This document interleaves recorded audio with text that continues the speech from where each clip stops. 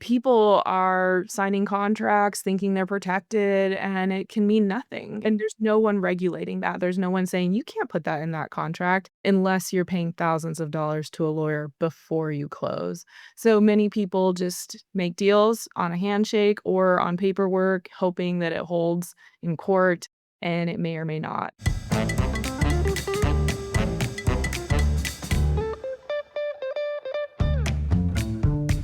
Gloria Steinem once said, "We will never solve the feminization of power until we solve the masculinity of wealth." Barbara Provost and Maggie Nielsen are the team at Purse Strings that will help you navigate the ins and outs of financial independence so that you can be financially fearless. This is Women in Money, the shit we don't talk about.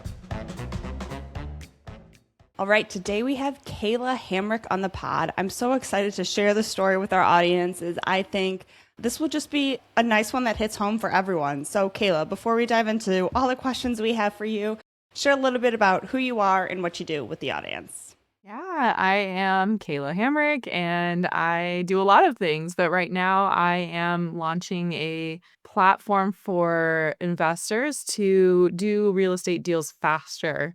It's a jungle of craziness in the real estate world, and so I'm matching people seamlessly so they can do deals faster. Awesome. And you're in California, right? Right, yep. All right. Any other fun facts we should know about you? Ooh. Oh, I'll say I love volleyball, I love running on the beach, and I love anything to do with helping women. So this is the perfect spot to be, and I'm grateful to be here. Awesome. Love it. I want to go play on the beach in California. Sounds warm. Not here in the frozen tundra of Chicago. Yeah, yesterday Kayla was trying to be like, oh, it's 72 degrees, and she was wearing a coat. I was like, oh, it's 30 degrees here, and I shouldn't even complain. Oh my gosh. It's colder here. I win. It's going to be like below zero tomorrow. So, You're a strong one. Well, let's just jump right into the juice. You lost about $90,000 in a real estate deal. 90,000. Can you walk us through what happened and what you felt like in that moment emotionally? Definitely disbelief. I was raised in a very strict, honest family. And so I was just still in that bubble, assuming that people did honest deals with each other. And so what I did is I lent money, like you were saying, Maggie, on a real estate deal for a fix and flipper. And it was pretty clear cut. You give me this, I'll flip the house, I give you that. All good. And instead of that happening, he just didn't actually complete the deal and just walked away and ghosted me. So emotionally, it was more like just shock and whiplash. It was good though, because it woke me up to protecting myself. so Caleb, what was your role in this transaction? How did it work? It was a man, a gentleman. We'll call him a gentleman for now, but he's a man. So what was his responsibility and what was yours? Great question. This was a private money lending deal. So in the real estate industry, there's always a project that needs financing. And most banks or lenders will finance about 70% of the deal. And that's it, because that keeps them pretty low risk. So for fix and flippers who need to close these deals or have multiple deals on the table, that could be tens to hundreds of thousands of dollars they need to have skin in the game. It's a lot, and a lot of people don't have that. So they go and find remaining financing from private lenders like me, you, their friends, family, dentist, whoever they want. So my responsibility was bringing in remaining financing that he needed for this project, and his responsibility was to complete the house flip, and then upon sale, he was going to pay me out of the proceeds. So this was your personal money you were lending him. Yeah. And then did you have a contract or an agreement in place? We did. This is why I thought I was safe, is because I did XYZ, like what the real estate gurus say to do. In hindsight, I look back and these real estate gurus are the ones borrowing. So they're going to teach you how to lend that favors them. There's no malintent here, but that's their perspective they're teaching from. So I was like, oh yeah, I have the paperwork. It says, here's the promissory note. You owe me this much. And you also want to have more than that, because that's just a note. That doesn't mean anything unless you have more documents to protect you. So I also got a lien position on the property. And I thought, hey, I'm covered, right? Like if you sell it, my name is on there as someone who's owed. However, I did not process this through a title company. And unfortunately, the notary stamped it wrong. And the state of California refused to recognize that as a valid document. Oh, did you know about the title company process? My first deal. Okay, so I was going to ask, have you done a deal before?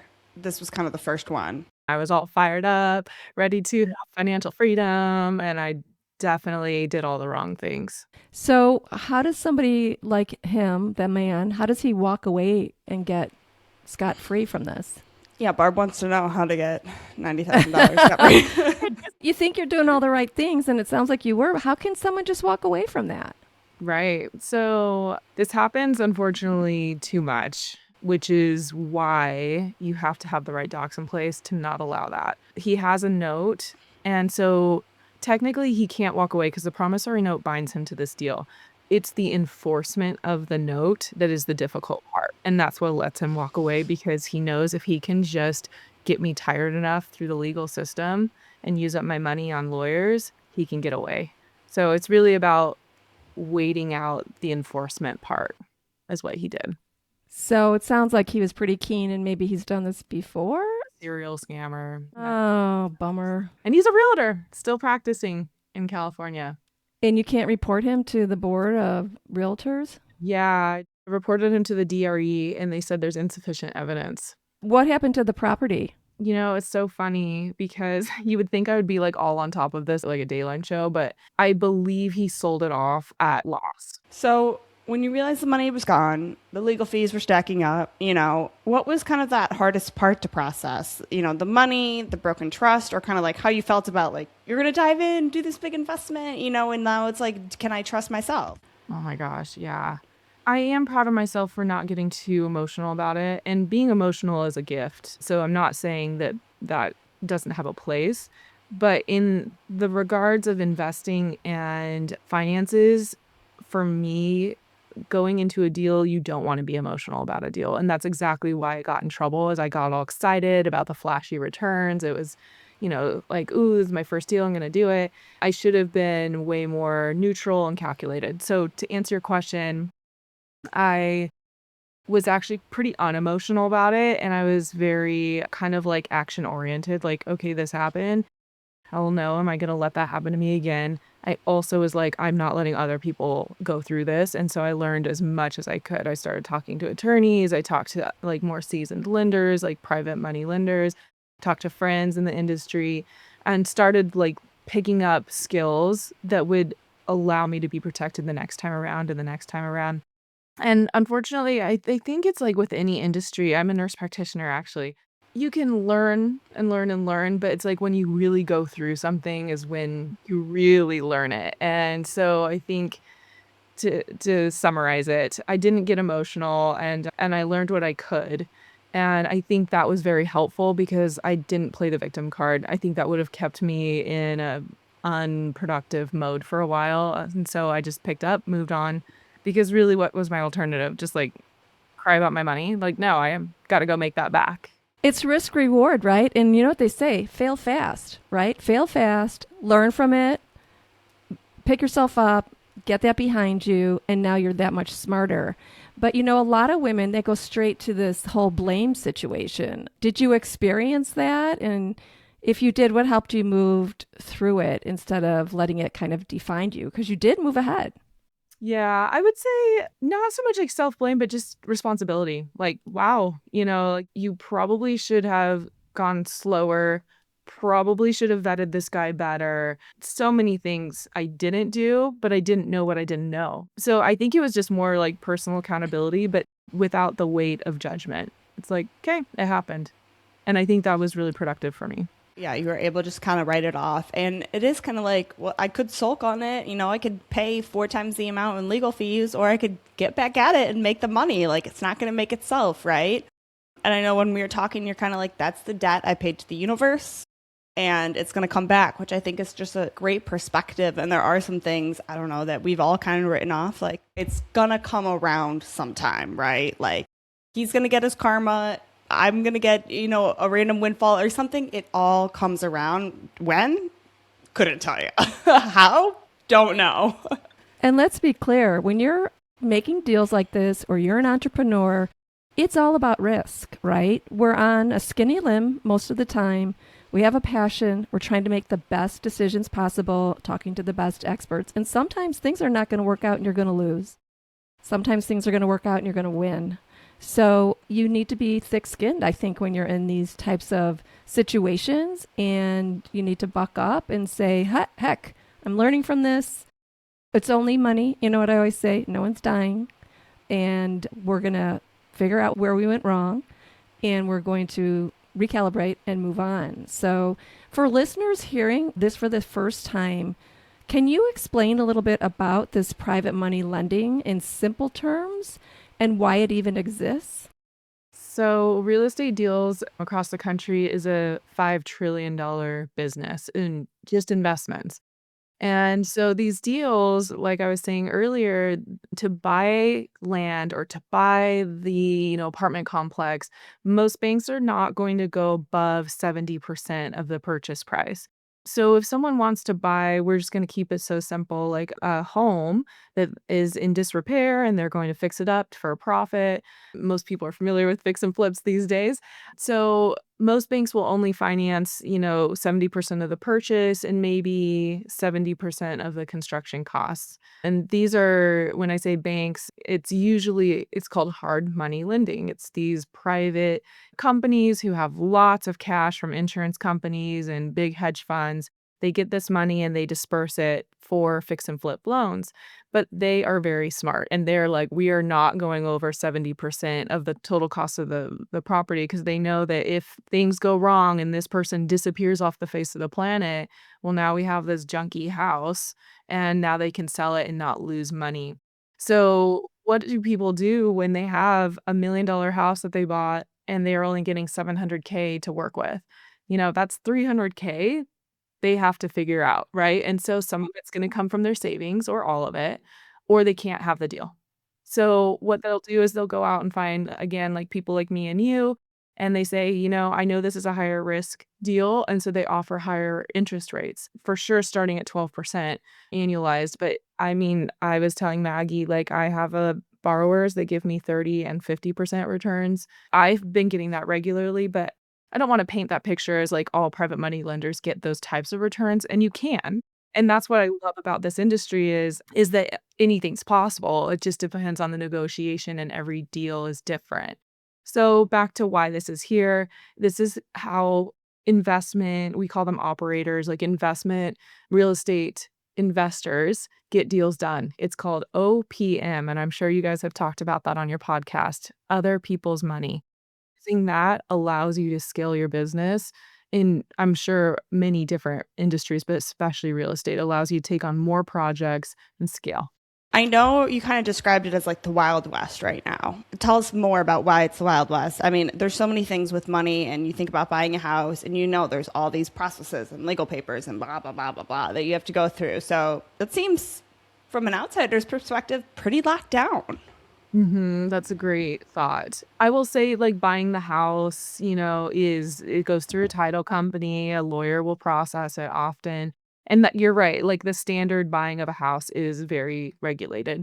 However, private money is not. And so when a deal goes through the title company, they're just processing the paperwork that you signed with this borrower. So it could say anything on it. And they're like, okay, if that's what you want, like we'll record it. But I've learned I can say whatever I want in the contract and make an agreement with the borrower. And I've had conflicts where I've talked to the attorney in that state that I did the deal in, and they said, that doesn't hold any water here, or that's an excess fee that you can't charge this borrower. And I'm like, well, they are the one who said it. Like they offered these really high penalty fees. What do you call it? Late fees. I just agreed and said yes. And they're like, that's not going to work. So my point is, people are signing contracts thinking they're protected, and it can mean nothing. And there's no one regulating that. There's no one saying you can't put that in that contract unless you're paying thousands of dollars to a lawyer before you close.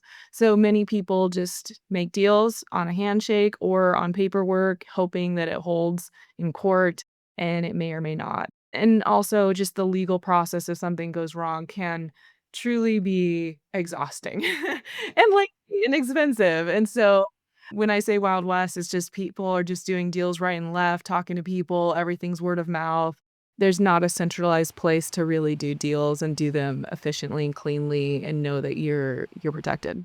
So I feel like you need to have a really good real estate lawyer in your back pocket who specializes in this kind of thing because I mean, it's just like we talk about, having a very specific divorce lawyer, having a very specific business lawyer. I mean, lawyers, once you get it, it's like health, like you don't know all the body parts, there's some doctors who do it all, but otherwise it's so specialized. And this is like so niche and you've got to know those nuances. Absolutely. Yeah. And so I am building this platform to be that centralized market so people can find deals easily, but also that's just the very beginning, right? Like you heard my story. I would never want someone to go through what I went through. And so that's why I have this platform that refers people to good real estate attorneys, educates on like red flags, green flags, all the docs that you want to request. So I'm cleaning up the Wild West. Awesome. So before we dive into that, because that's a whole nother piece I want to really explore, let's talk about where you are today, because you had this terrible deal and you pulled yourself up, and I'm sure you've made other deals since. So you dipped your toe back in the water, or maybe you dove right back in. I don't know. So how many deals successfully or any problems you've had since then? What's your track rate? That's a great question. I did up to, I want to say around 20 deals in the last 3 years, either with my own personal group deals or capital raising for someone else's deal. So personally, I had 3 go bad, and the one that we're talking about is still in litigation, and I actually put pause on it because I was telling Maggie, like, it just was such an energetic drain, and I have such higher things to focus my energy on that I really consider that experience as, like, my deposit into the universe, and it will come back, and I'm not worried. And the other 2 deals, one did pay me back, and it actually worked out really great because of all the late fees. And like, I absolutely want to work with the borrower, but this guy was like such a jerk that I was like, yeah, I'm going to collect every single late fee. And he was the one that set those terms too. So that worked out fine. It was just incredibly delayed. And then the third one is actually in litigation as well. And the ones that are all in litigation, the 2 are from my very first set of deals. And so I've definitely tightened things up since then. And so if a woman is listening and someone, pitches her this great real estate opportunity, what are like 2 to 3 questions she should always ask before saying yes? Yeah, I would first say do not just ask 2 to 3 questions, but our most our most important things are I love to just straight up ask, "How are you gonna protect my money?" That tells me very quickly how educated they are and how important it is to the borrower to protect their lender. What's a good response to that? They need to know what documents are helpful, and they need to know multiple ways to do it because there's multiple ways to skin a cat. I hate that phrase, but there you go. And so they have to have a couple of options on their mind. And to be more specific, there's some foundational things you need: a promissory note, a lien position on the property, which is called a deed of trust. You also want something called a personal guarantee. And that means that, hey, if everything goes wrong, you can go after me personally to recover the loss. Because if you Wow. just loan to this person's LLC, they can walk away and say, well, that was my business and my business failed and sorry, right? So personal guarantees lets you go after the individual. So those are some solid, like, non-negotiables. So I would expect them to say that.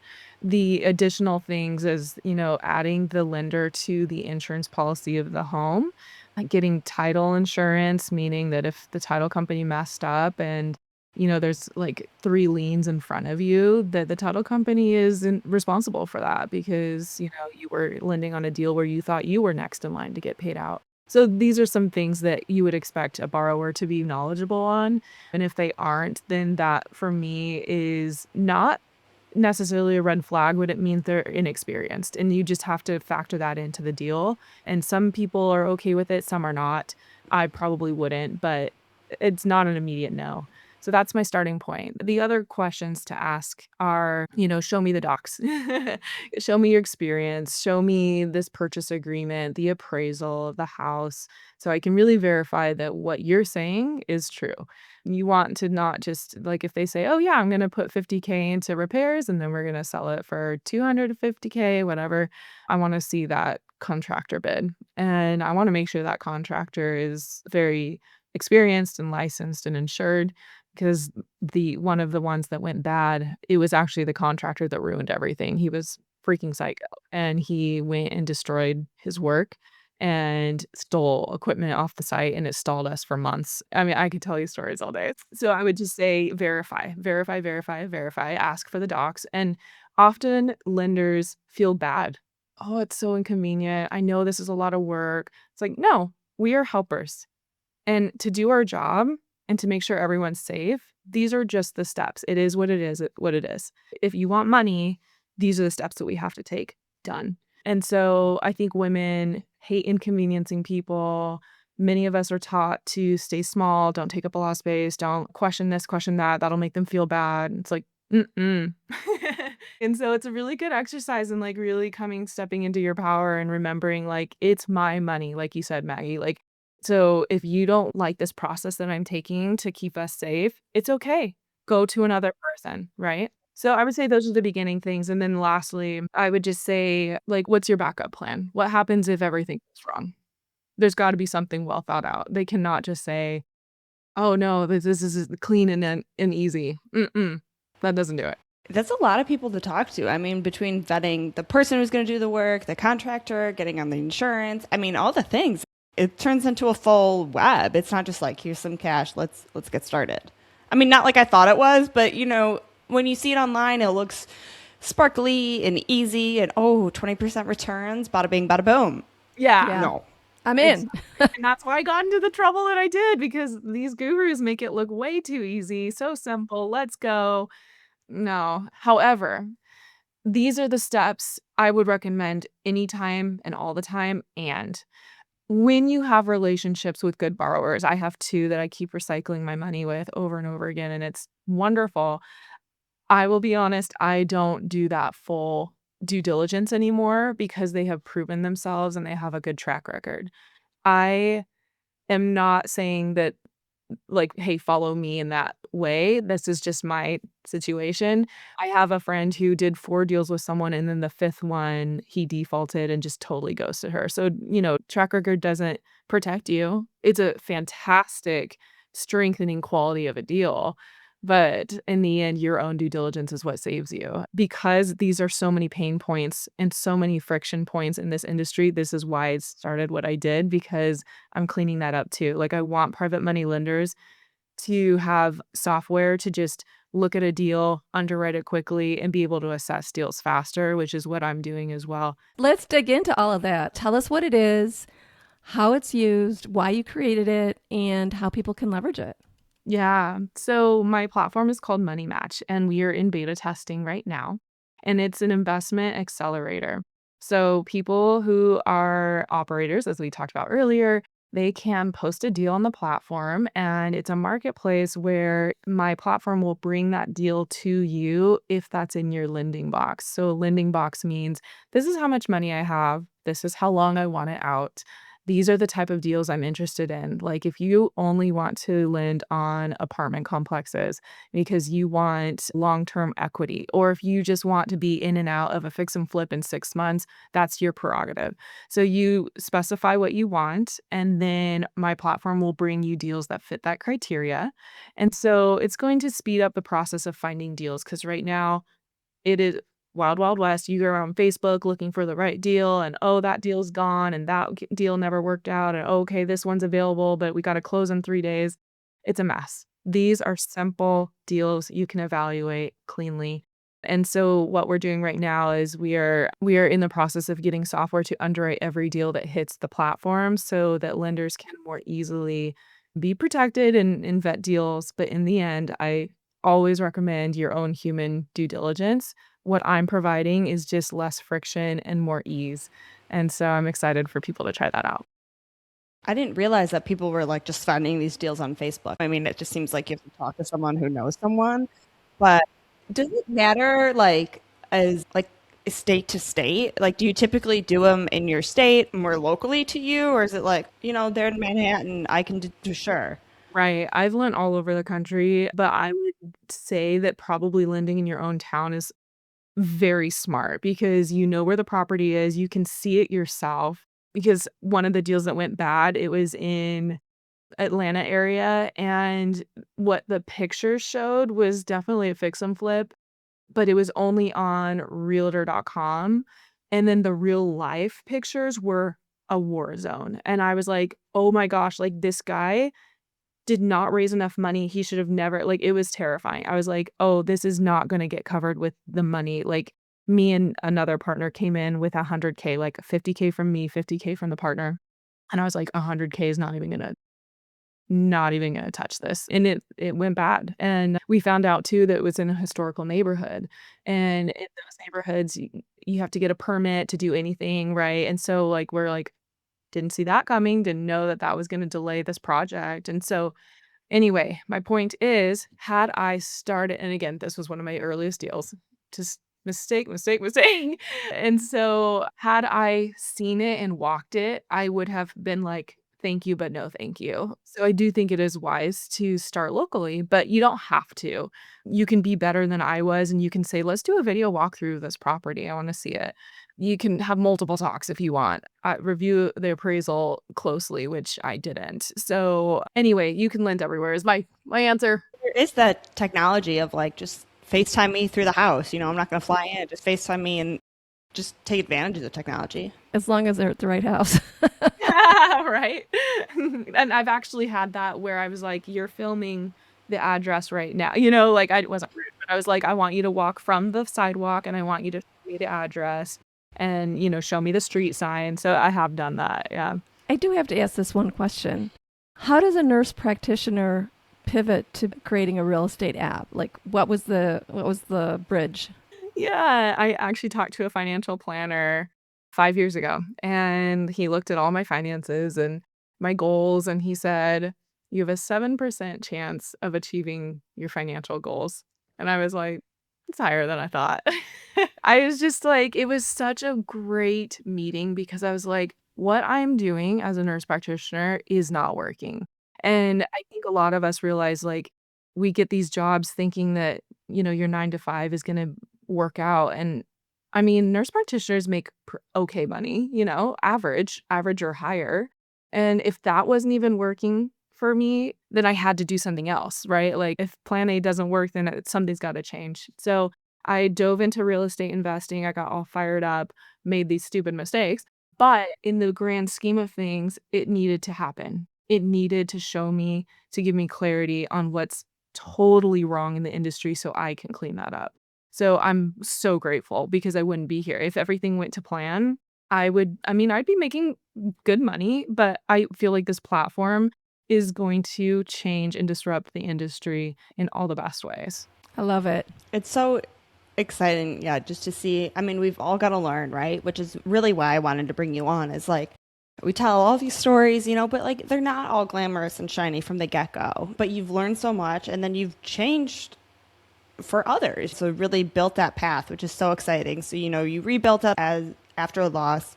You're a founder and now an investor. So I've got to ask, what does financial freedom mean to you?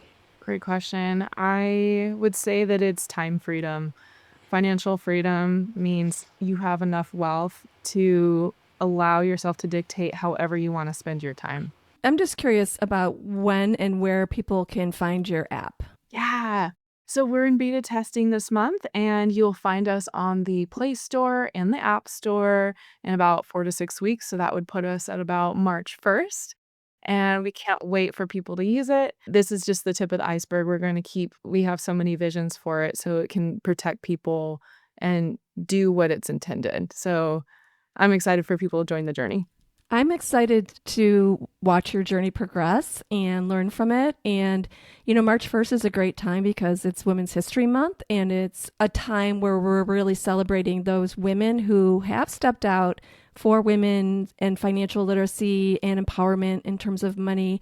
And you're one of them, Kayla. I mean, you're a disruptor, and you're doing something fantastic in the realm that you've seen. You've seen an issue and you're doing something about it. And now look how easy you're going to make this for people. Sure, still a risk, but much, much easier on your new platform. So congratulations, and we can't wait to watch it progress. Thank you. I so appreciate that. Yeah, I just want to be a helper, so I'm very excited to do that. Thank you, Barb. Yeah, I encourage everyone, go check out the app. Let's keep this conversation going, and I can't wait to see where it grows. So thank you, Kayla, for coming on today and sharing your story and just being vulnerable and sharing your new platform. We're very excited for you. And yeah, we'll talk to everyone again soon.